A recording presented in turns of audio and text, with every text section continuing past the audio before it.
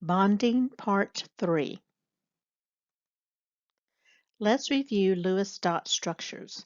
Remember that Lewis dot structures look at the outer shell electrons, the valence electrons. Boron has 3 electrons in its outer shell, 3 dots.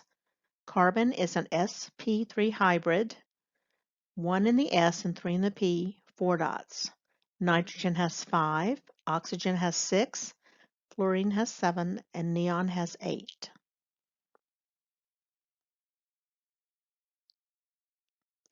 When bonds form, the geometric form of the compound depends on minimizing repulsion forces between electrons.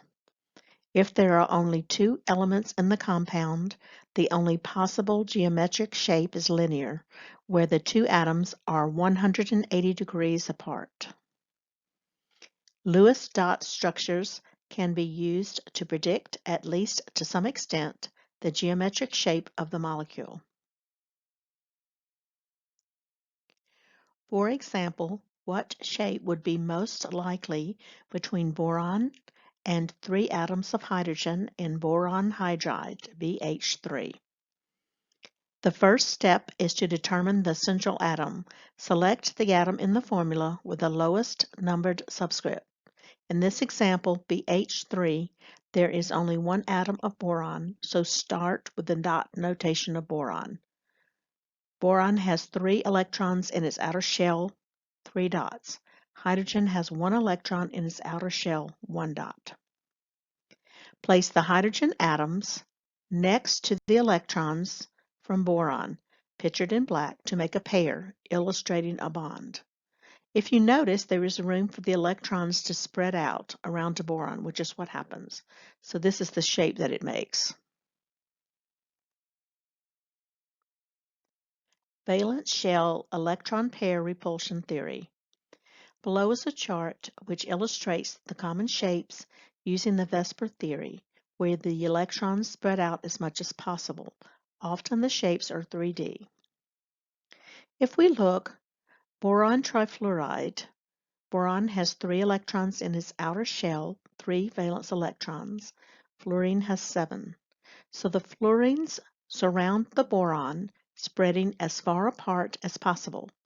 In this case, the geometric shape is trigonal planar, where the fluorine are 120 degrees apart, spread around the central atom, boron. Trigonal, tri-planar, 3 atoms in a plane.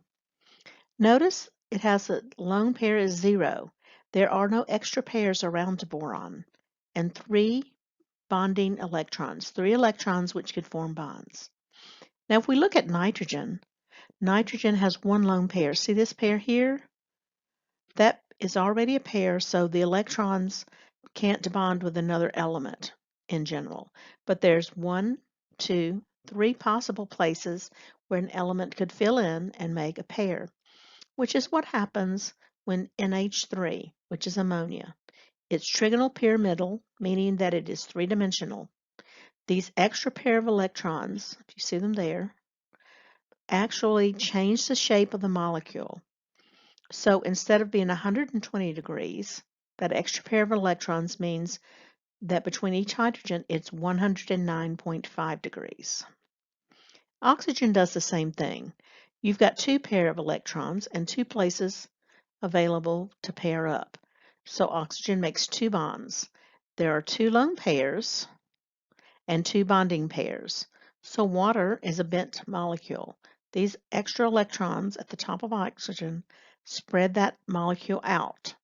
And so water is a bent molecule, and the degrees between each of the 2 hydrogens is 109.5 degrees.